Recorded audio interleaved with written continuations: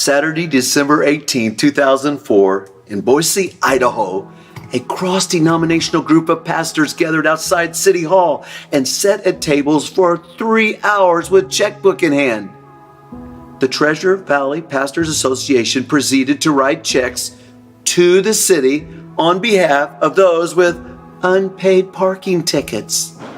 We wanted to help people understand in a practical way that even though we've all made mistakes, God's grace and forgiveness is received just by asking. Can you imagine that? Paying people's unpaid parking tickets? Wow, that sure does demonstrate mercy to me. The merciful are compassionate. They demonstrate pity and forbearance toward an offender or even an enemy. Instead of using their power to mitigate punishment, they pardon the one who has done wrong. They show kindness and favor toward those who do not deserve it. Now, God is a mercy giver. Although God is a God of justice, God is also the God of mercy. And Daniel 9:9 states, "The Lord our God is merciful and forgiving, even though we have rebelled against him." God is merciful when we deserve punishment. Instead of punishing us, he blesses us. God fully shows his mercy in Jesus Christ. We have been saved according to God's mercy, and we do not deserve salvation. A merciful God expects those who follow him to be mercy givers.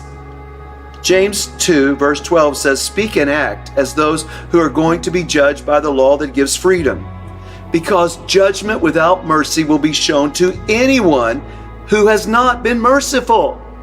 Mercy triumphs over judgment.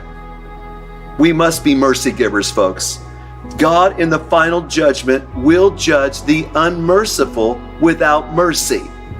That means we need to be consistently showing mercy to those who do not deserve it, especially toward the poor and those who need to be cared for. Jesus said in Matthew 5:7, "Blessed are the merciful, for they will be shown mercy." Jesus told the story of the king who had brought to him a man who owed him 10,000 bags of gold. Since he was not able to pay, the master ordered that he and his wife and his children and all that he had be sold to repay the debt. At this, the servant fell on his knees before him. "Be patient with me, and I'll pay back everything." The servant's master took pity on him, canceled the debt, and let him go. The king showed mercy, and the servant responded by finding a fellow servant who owed him 100 silver coins. He grabbed that guy, began to choke him, and demand to be paid back. His fellow servant fell on his knees and begged, "Please be patient, I'll pay it back." But the man refused and instead had the man thrown into prison until he could pay the debt. Now that, folks, is being unmerciful. When the other servants saw what had happened, they were outraged, and they went and told their master everything that had happened. Then the master called the servant in. "You wicked servant, I canceled all the debt of yours because you begged me to. Shouldn't you have shown mercy on your fellow servant just as I had on you?" And in anger, his master handed him over to the jailers to be tortured until he could pay back all that he owed. Now Jesus said this is how my heavenly Father will treat each of you unless you forgive your brother and sister from your heart. We must be mercy givers. That means we must first forgive those who have wronged us. Mercy must triumph over judgment. How did the birth of Jesus change the world? Historian Rodney Stark argues that there was one huge factor that helped capture the attention of the ancient world. Here it is. Christianity's revolution was all emphasizing mercy. Stark writes, in the middle of the squalor and the misery and the illness of all the ancient cities, Christianity provided an island of mercy and security.